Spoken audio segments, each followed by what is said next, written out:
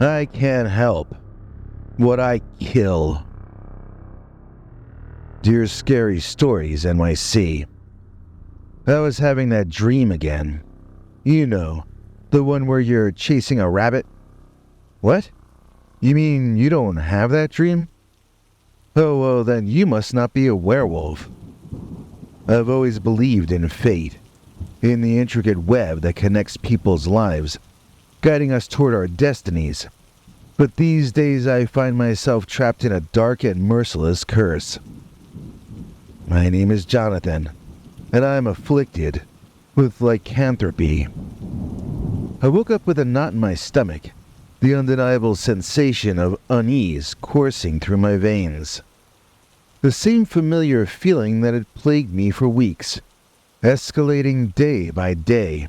I knew what was happening, and it terrified me to my core.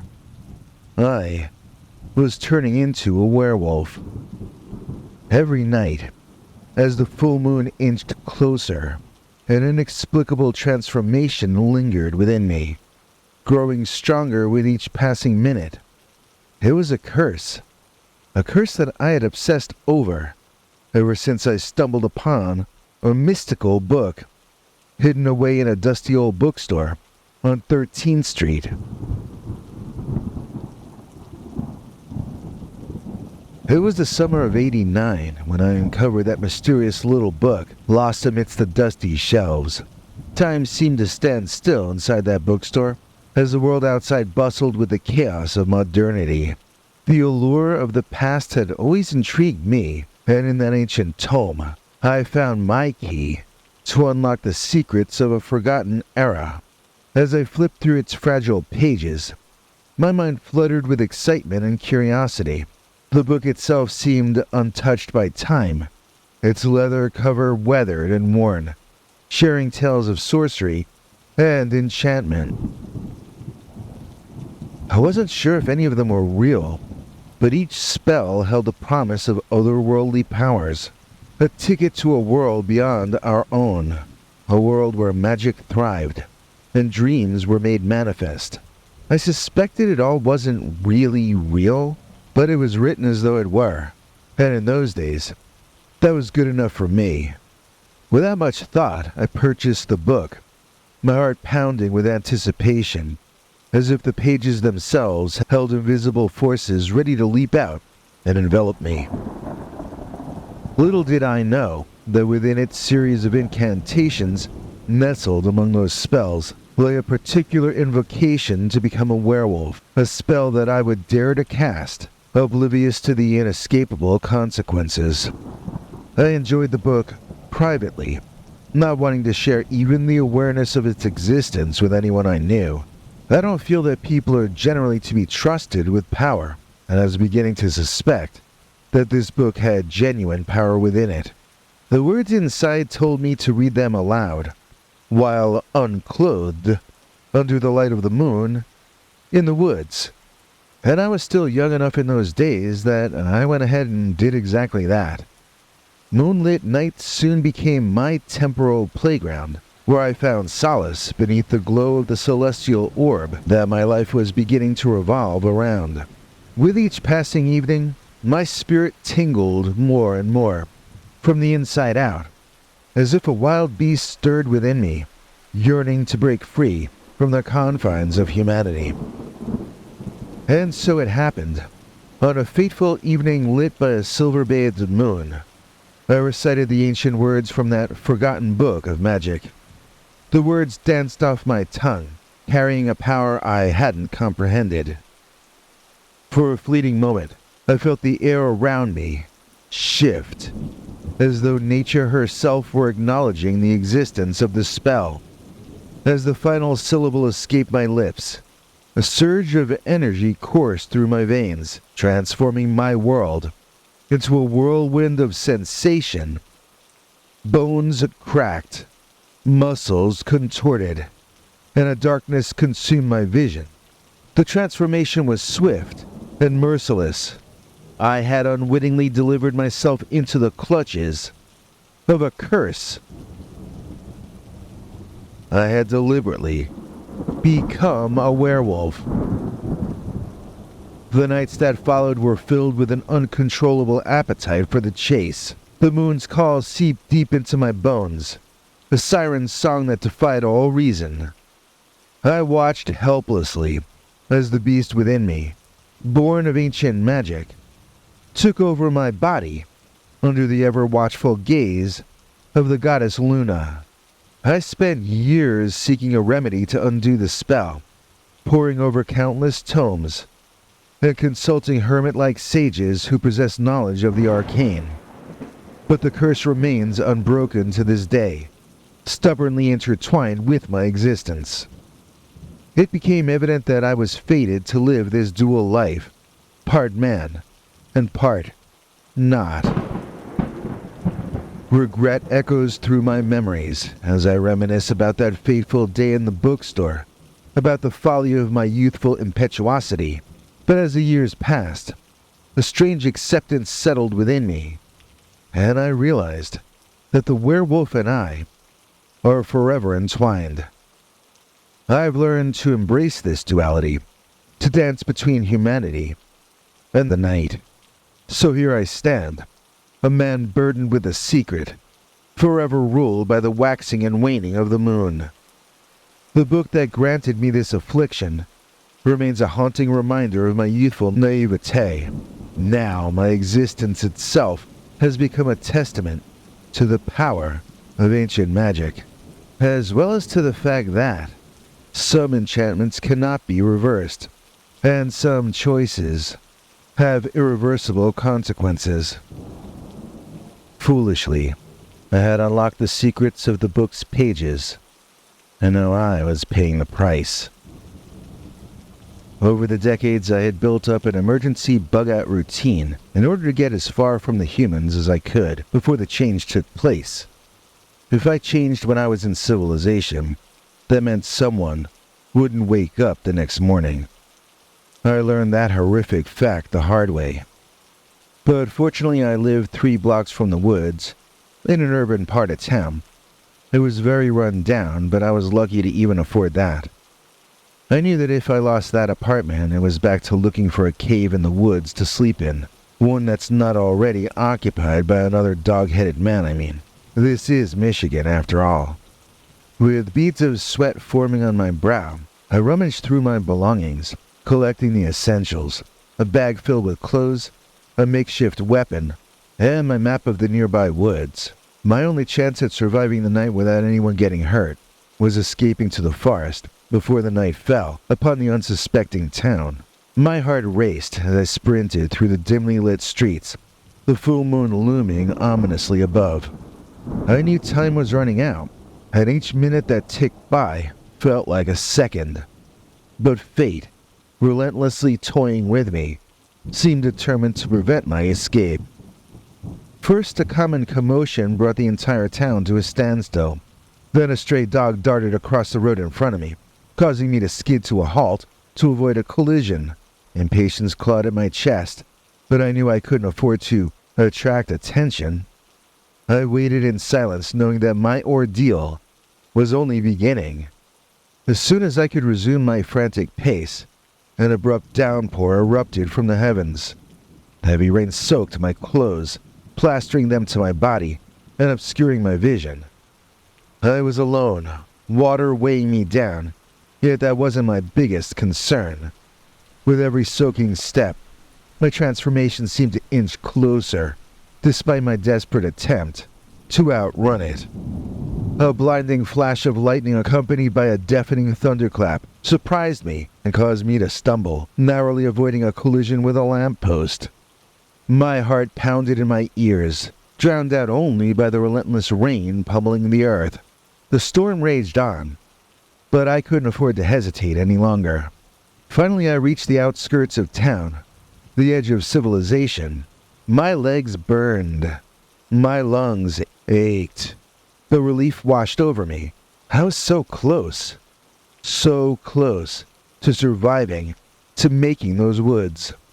But fate, relentless as ever, had one final twist in store for me.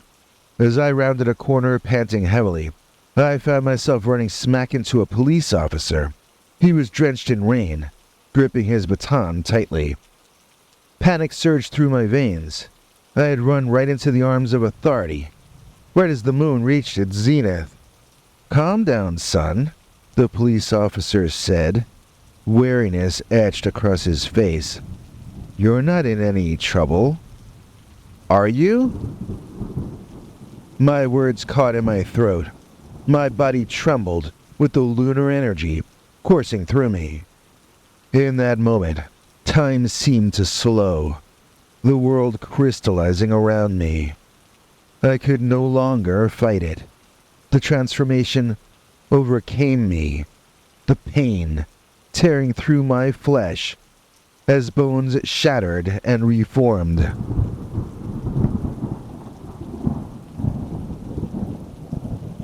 Right in front of the astonished police officer, I hunched over, my body convulsing with pain. The clothes I wore ripped apart, unable to withstand the emerging beast within me. Fur sprouted from every pore, muscles expanding and twisting until I stood before him as a fully formed wolfman. The policeman's eyes widened in terror and disbelief, his hand instinctively reaching for his gun.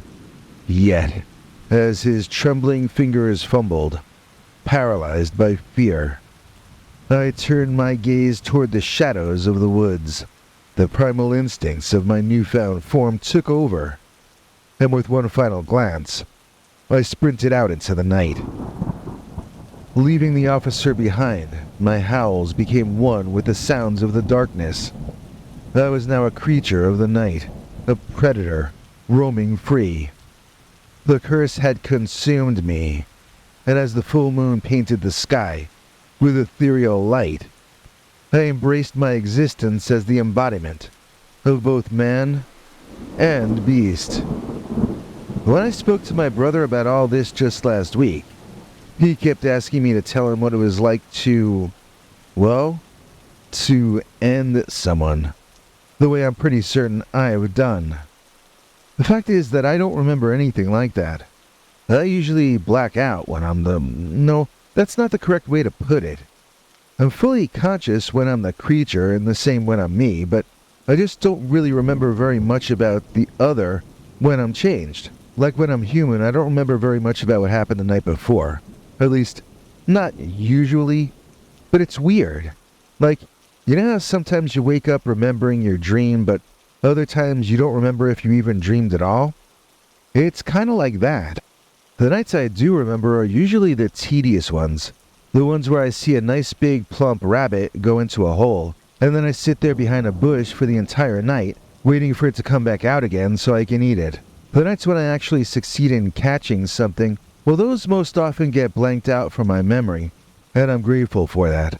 It seems that once I catch one living thing, whatever it may be, that drives up my bloodlust, and I grow increasingly more manic and dangerous throughout the rest of the night. There isn't anything I can do to stop it either. I can't help what I kill. I do it entirely out of instinct. When I am the wolf, I admit that there are some peaceful moments, but the majority of the time, I'm looking around for something that's moving, and then I try to stop it from moving anymore ever again. If I'm hungry, I'll eat, but if not, I'll still stop everything from moving anyway, just because that's the way I was programmed to behave. Programmed by the spell I moronically inflicted upon myself. Once upon a time, there was a woman, Emma. She possessed a heart pure and compassionate, a beacon of light that shone through the darkest of nights. Emma had always been my saving grace, a sanctuary for my tormented soul, but now I feared the very essence of my being would unleash a calamity upon her fragile life. In the beginning, our love story was like a mesmerizing melody, igniting our hearts with an overwhelming passion. Every touch, every caress, felt more intense under the moonlit sky.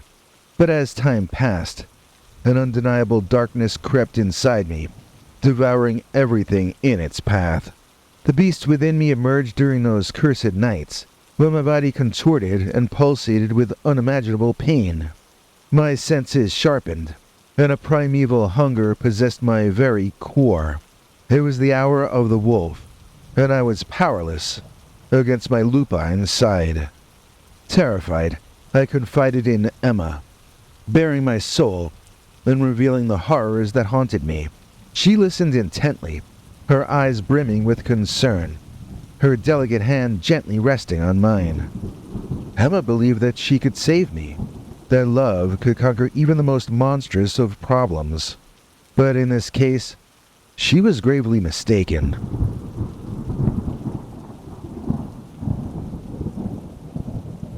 My transformations grew more violent with each passing moon, my humanity slipping between my gnarled claws.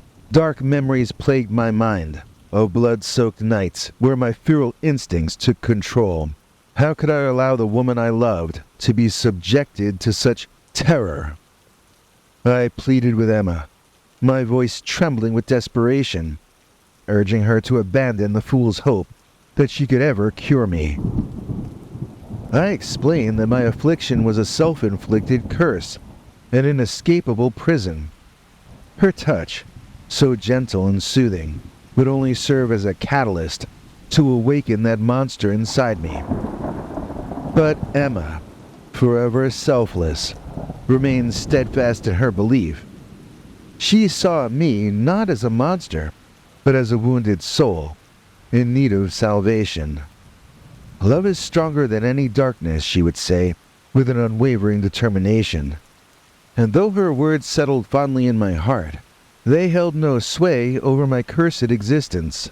I knew the depths of the atrocities I was capable of committing in my lupine form, the lives I could end, the innocence I could tear asunder. The mere idea of Emma, caught up in the violent grasp of my other side, caused a torment so profound that it eroded the last flicker of hope within me. So I pleaded once more, my voice laced with anguish, and anguish alone. "Stay away, Emma," I begged. "Stay away, before my werewolf side brings only ruin upon you." It was a plea born of love, of the desperation to protect her from the monstrosity that resided within my fractured soul. But Emma, stubbornly resilient, would not yield. Her eyes met mine, filled with unwavering resolve. "Jonathan, I will not abandon you," she said, her voice imbued with a strength I wished I could summon. "We'll face this curse together," she said, arm in arm, until the very end. Her words struck me with a force I had never experienced, shattering the walls I had built around myself.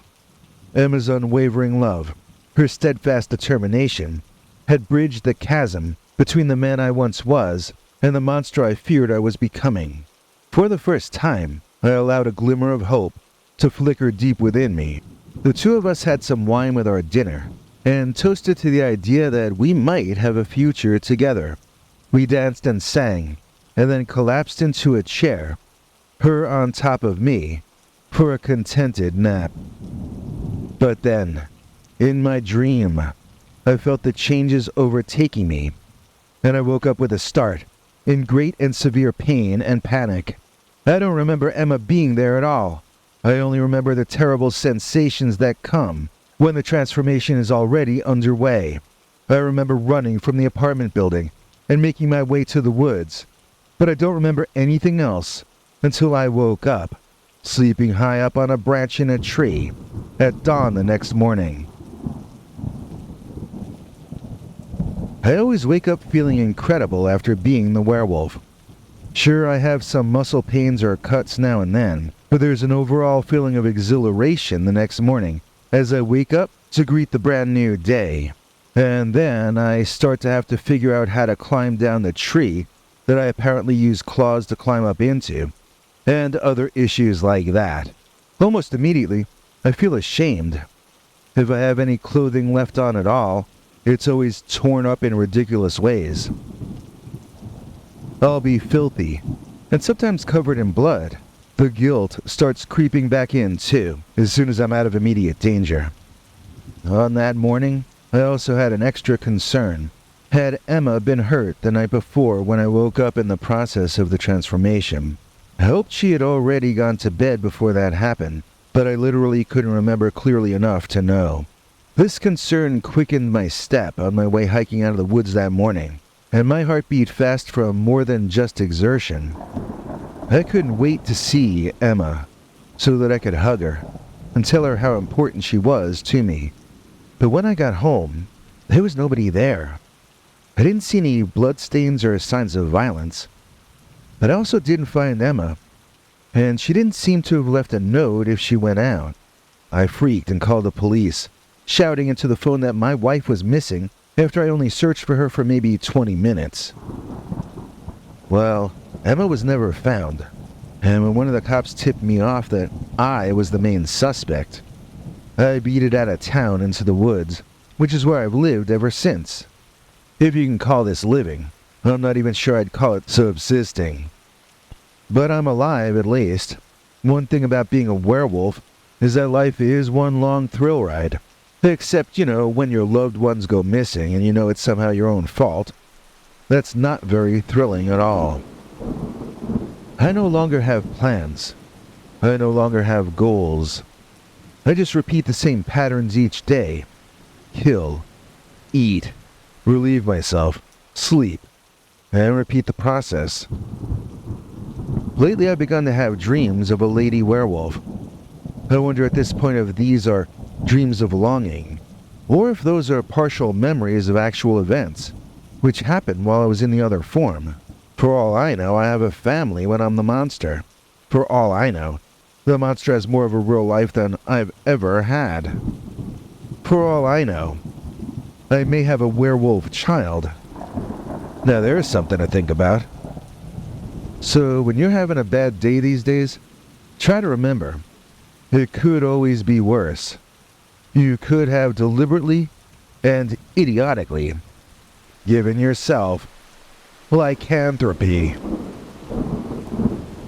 If you gauge by any metric, there is nobody greater than Matthew Frederick. Please join me in thanking Matthew Frederick for making this episode possible. Matthew is a member of our PayPal subscribers club, which you can join at peterbernard.com, and you get secret perks in return, like episodes that the public doesn't get to see. Here to explain all the deets is our international TV spokesmongrel, Henry Lee Dogman. Hank? Thanks, Biggie, and thanks to all of you for watching this far. If you liked it, please click like. If you'd like to see more of our work, please subscribe. And also click that bell icon if you'd like to be notified when we put out a new episode. To become an executive producer, you can donate to us through the thanks button under each of our videos, or through our paypal.me/PeterBernard209 page. To receive cool perks like secret uncensored Dogman episodes far too wild to ever run on this channel, you can become a YouTube channel member by clicking the join button, or join our PayPal subscribers club at peterbernard.com. Joining either at the $3 a month level or above gets you access to our over 25 hours of secret uncensored Dogman stories available nowhere else. Do you have a scary story about Dogman or some other kind of high strangeness that happened to you? Let us know by emailing us at scarystoriesnyc@gmail.com or by leaving us a voicemail message at 804-LA-SCARY. You may need to call back on that one. It cuts off after, I think, 3 minutes. And if you don't want to do any of that stuff, thank you for simply watching to the end. Good night, and have a scary tomorrow.